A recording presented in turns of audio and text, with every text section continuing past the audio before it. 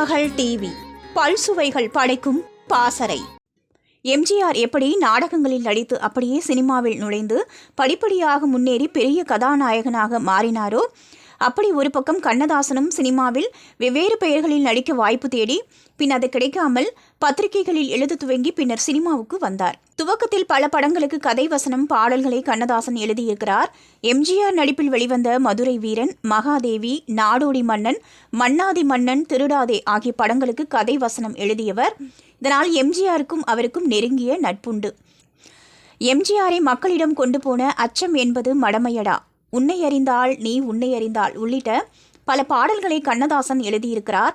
ஆனால் அரசியல் செயல்பாடுகளால் இருவரின் நட்புக்கு இடையே விரிசல் ஏற்பட்டது. கண்ணதாசன் காங்கிரஸை ஆதரித்தவர், எம்ஜிஆரோ திமுகவில் இருந்தார். எனவே அரசியல் மேடைகளில் ஒருவரை ஒருவர் விமர்சிக்கும் நிலை ஏற்பட்டது. ஒரு கட்டத்தில் எம்ஜிஆரின் படங்களுக்கு பாடல் எழுதுவதை கண்ணதாசன் நிறுத்திவிட்டார். எம்ஜிஆரின் பல படங்களுக்கு வாலியே பாடல்களை எழுதினார். ஸ்ரீதர் இயக்கத்தில் எம்ஜிஆர் நடித்து 1974 வருடம் வெளிவந்த திரைப்படம் உரிமை குரல். இந்த படத்தில் வெளியே கதை எழுது என்கிற பாடலை கண்ணதாசன் எழுதிவிட்டார்.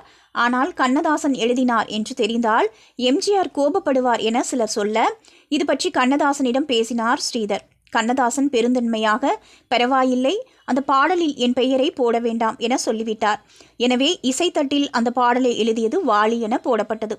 அந்த பாடல் வரிகளை படித்து பார்த்த எம்ஜிஆர், இது வாலி எழுதியது போல் இல்லையே, கண்ணதாசன் எழுதியது போல் இருக்கிறது என கேட்க, ஸ்ரீதர் நடந்ததை சொல்லிவிட்டார். அதற்கு எம்ஜிஆர், இது தவறு, ஒருவர் எழுதிய பாடலுக்கு இன்னொருவர் பெயரை போடக்கூடாது, படத்தில் அவரின் பெயரை போடுங்கள் என சொல்ல, டைட்டிலில் அந்த பாடலுக்கு கண்ணதாசன் பெயர் போடப்பட்டது.